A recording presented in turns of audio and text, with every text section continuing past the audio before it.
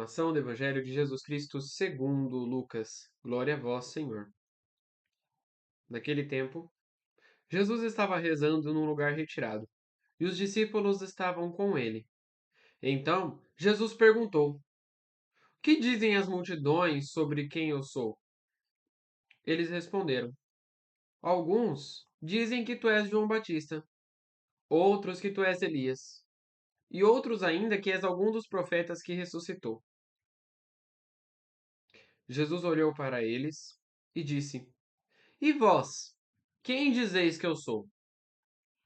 Pedro respondeu: Tu és o Messias, o Filho do Deus vivo. Então, Jesus o proibiu severamente que eles contassem isso a alguém, e acrescentou: O Filho do Homem deve sofrer, ser torturado, rejeitado pelos anciãos, sacerdotes e doutores da lei, e ser morto, mas ressuscitar no terceiro dia. Palavra da salvação. Glória a vós, Senhor. Meus irmãos e minhas irmãs, que as palavras do Santo Evangelho perdoem os nossos pecados. Amém. Caríssimos irmãos e irmãs, não há vitória sem sofrimento. Não há campeonato vencido sem que haja suor derramado. O Evangelho de hoje nos mostra que nós precisamos desmistificar isso da nossa cabeça. E desmistificar que o mundo é feito de fantasia. Vejam que interessante. Jesus nos mostra o seu destino final. Através de um diálogo entre os discípulos, Jesus mostra qual seria o seu futuro, o que iria acontecer com ele.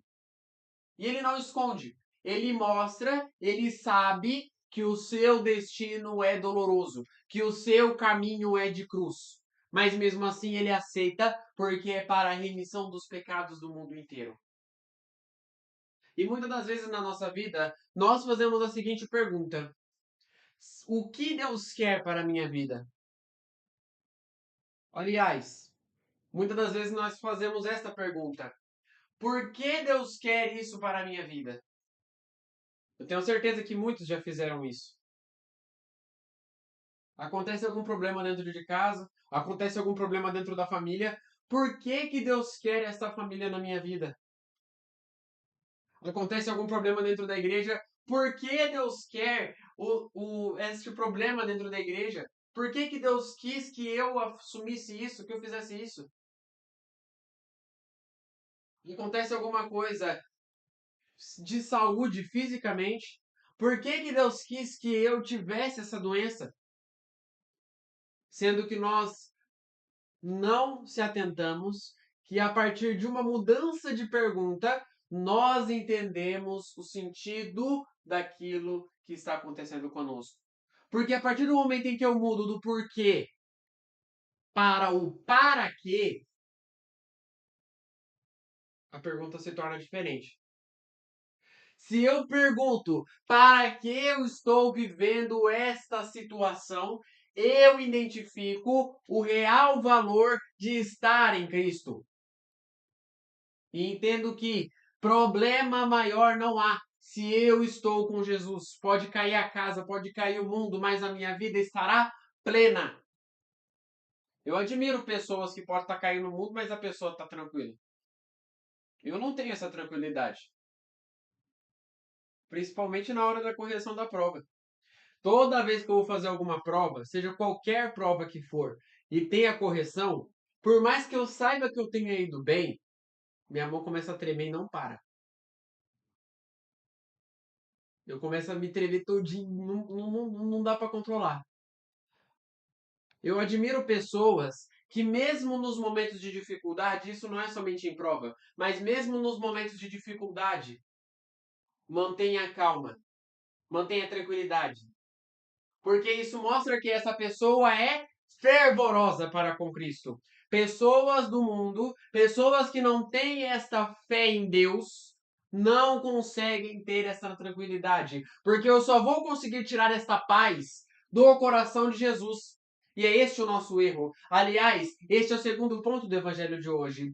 Nós tentamos buscar a paz em tantos outros lugares, em tantos outros universos. Tem aqueles comerciais, aqueles banners, né? Na feira, na cidade, assim. Aqueles comerciais de internet. Você só vai conseguir a felicidade eterna se você comprar esse smartphone. Você só vai conseguir a felicidade eterna se você comprar esse sofá.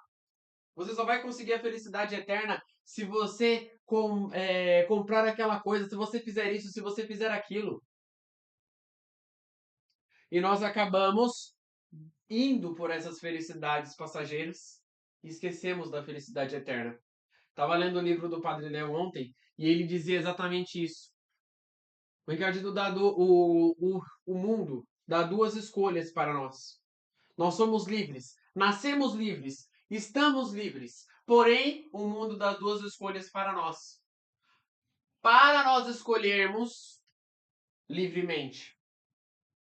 E essas escolhas são: eu escolho aquilo que o encardido quer, porque eu sou livre, porque só se vive uma vez. Então eu vou fazer tudo que estiver em meu alcance, vou gastar, vou fazer tudo que tiver em meu alcance. Só que essa liberdade é a verdadeira prisão. Ou eu escolho o caminho doloroso, em que muitas das vezes eu posso me sentir preso, em que muitas das vezes eu posso me sentir acorrentado sim, mas que é o caminho da liberdade, porque no final da jornada o mundo será livre. Nós temos a escolha de fazer esses dois caminhos. E muitas das vezes nós escolhemos o caminho do encardido justamente porque só se vive uma vez. Porque eu não vou viver novamente. É necessário tentar nisso também. Vejam que Jesus faz a seguinte pergunta: o que o povo, o que o mundo diz de Jesus Cristo? E os discípulos respondem: Senhor, alguns dizem que é João Batista, viu? Outros estão dizendo por aí que você é Elias. Ah, e tem uns aí que estão achando que você é João Batista. Ou algum dos profetas aí que ressuscitou.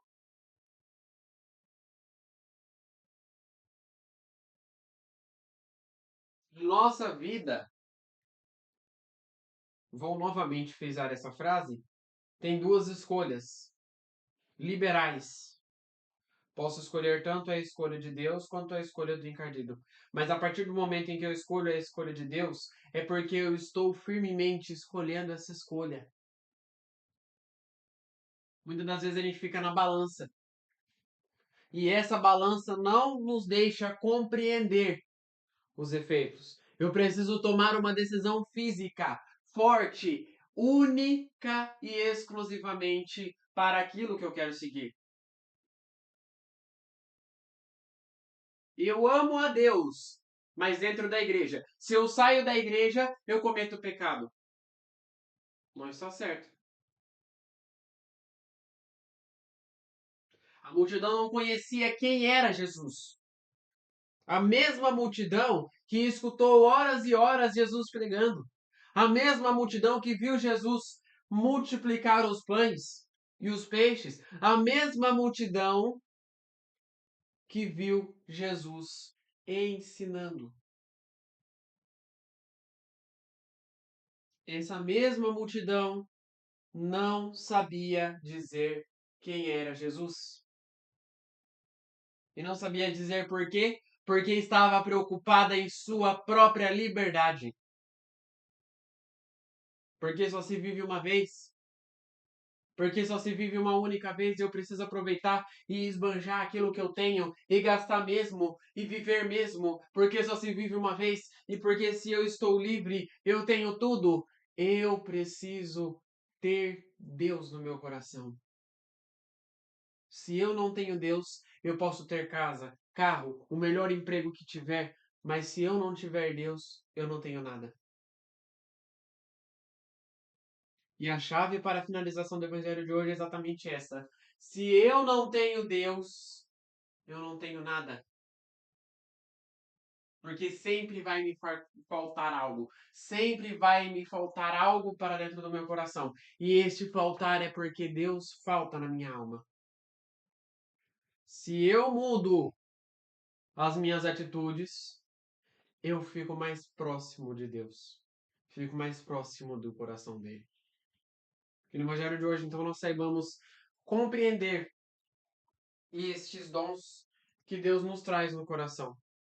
que Ele nos ajude a compreender tudo aquilo que Ele nos quer. Rezemos juntos. Pai nosso, que estais nos céus, santificado seja o vosso nome. Venha a nós o vosso reino. Seja feita a vossa vontade, assim na terra como no céu. O pão nosso de cada dia nos dai hoje. Perdoai as nossas ofensas, assim como nós perdoamos a quem nos tem ofendido. E não nos deixeis cair em tentação, mas livrai-nos do mal. Amém. Que no dia de hoje fique na paz e na alegria de Deus.